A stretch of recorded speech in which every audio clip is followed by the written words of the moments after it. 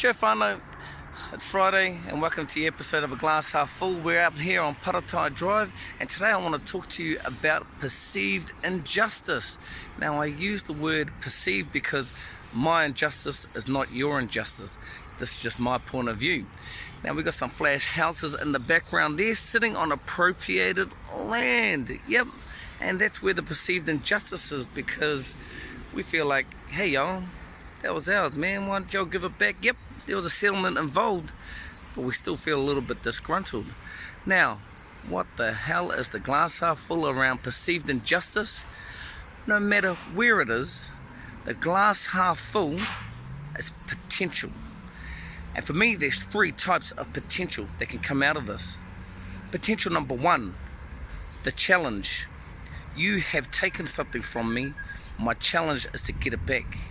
Now, if you are someone like me, if you are a group of people that are very, very passionate, you take that challenge on and you go 100 miles per hour and you go for it and you take that challenge on. And when you take that challenge on, you learn a whole lot of stuff. You figure out a whole lot of shit. You just look at the landscape before you and you start navigating it quite shockingly at first, but then you understand what's in front of you, and then before you know it, you're like this. You're like, wow. And before you know it, there's a whole lot of upskill, and if you do get to the end of that challenge, there's that whole release. But then there's the second kind of potential, and that potential is a loving potential. That's the potential to go, actually, I don't know nothing. Nothing is mine. Papa Tuanuku was here long before me. I'm just a blip on this earth. And in this loving potential, I'm potentially okay with what has happened. We are all just custodians. We're just here to look after her for the time that we're here. But we need to look after her.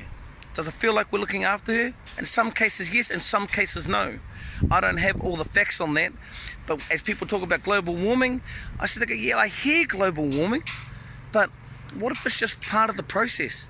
What if we're just a caterpillar waiting for the butterfly? Like, what if it was always going to happen this way without us or with us? So that is the second potential for me. The potential to realize the love in the situation and just admire that you got something for the time that you got it, and to be okay, to let it go and just let it be and all the capacity that it is. And then the third one, whanau, is when you bring both together. You take up the challenge in a loving way. And in a loving way means a win-win situation. And don't get me wrong, if y'all been in a relationship, any kind of relationship, people go, no, win, lose. Hey, you can try win, lose. In my experience, it ain't worked for me. But win, a bit of compromise, bringing the two together, who the hell knows?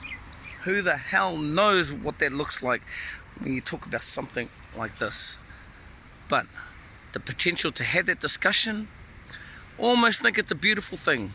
But you know what, whanau, as always, that's just me, that's my perspective. Thank you, Vaughan Winiata, for bringing this to my attention and making me think about it a little bit deeper. And thank you to all my whanau for allowing me to be part of something that is so awesome. And that is iwi. I was thinking about this yesterday after something that Justin Higgins put up. We are so lucky that we get to live around each other, that we get to communicate with each other in the ways that we do, and see each other in the ways that we do, and do the things the way that we do. So, yamara whanau, awesome, mahi, love your work, love your passion, keep going and doing whatever you're doing because it's all awesome. Chur.